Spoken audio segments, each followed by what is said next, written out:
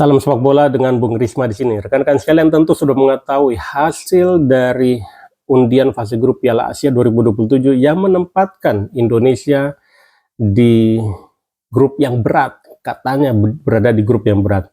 Indonesia tergabung bersama Jepang, Qatar, dan Thailand. Ya, wajar kalau dikatakan ini sebagai grup yang berat. Lihat aja ya komposisinya. Jepang adalah pengoleksi gelar juara terbanyak Piala Asia sebanyak 4 kali.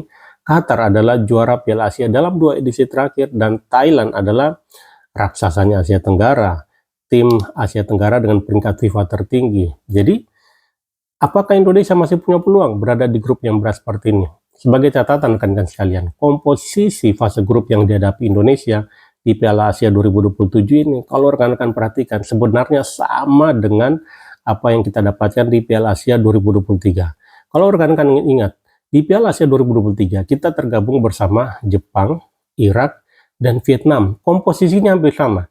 Kita tergabung bersama pengoleksi gelar juara terbanyak Piala Asia, Jepang, negara yang pernah menjadi juara Piala Asia, Irak, dan salah satu raksasa Asia Tenggara, Vietnam. Hasilnya, kita bisa tetap lolos ke babak 16 besar berkat kemenangan atas Vietnam dan terbantukan hasil antara Kyrgyzstan dan Oman.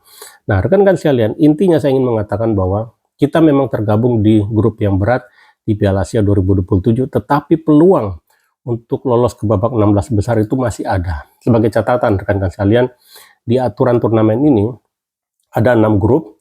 Yang lolos ke babak 16 besar adalah juara grup, runner-up grup, dan 4 tim peringkat 3 terbaik. Nah, Indonesia bisa mengincar kelolosan ke babak 16 besar dari jalur peringkat 3 terbaik. Dan Indonesia bisa saja mengupayakan mereplikasikan apa yang terjadi di Piala Asia 2023. Jadi saya membayangkan di Piala Asia 2027 nanti kita berharap menang melawan Thailand.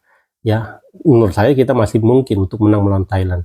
Kemudian ketika berhadapan dengan Qatar dan Jepang yang di atas kertas kemungkinan kita akan kalah, saya berharap tim asuhan John Herdman ini bisa mengupayakan hasil seri ketika berhadapan dengan Qatar, ketika berhadapan dengan Jepang. Kalaupun kalah, jangan dengan selisih gol yang banyak. Ya, menurut saya dengan hasil-hasil tersebut, hasil menang melawan Thailand, seri melawan Qatar dan Jepang, Indonesia menurut saya bisa mengunci tiket kelolosan ke babak 16 besar dari jalur peringkat 3 terbaik. Jadi rekan-rekan sekalian, Indonesia memang berada di grup yang berat, tetapi ini bukan grup yang asing, karena di Piala Asia 2023 pun kita pernah merasakan grup seperti ini, dan saya optimis Indonesia di bawah asuhan John Herdman masih bisa mengamankan kelolosan ke babak 16 besar dari jalur peringkat 3 terbaik. Semoga. Salam sepak bola.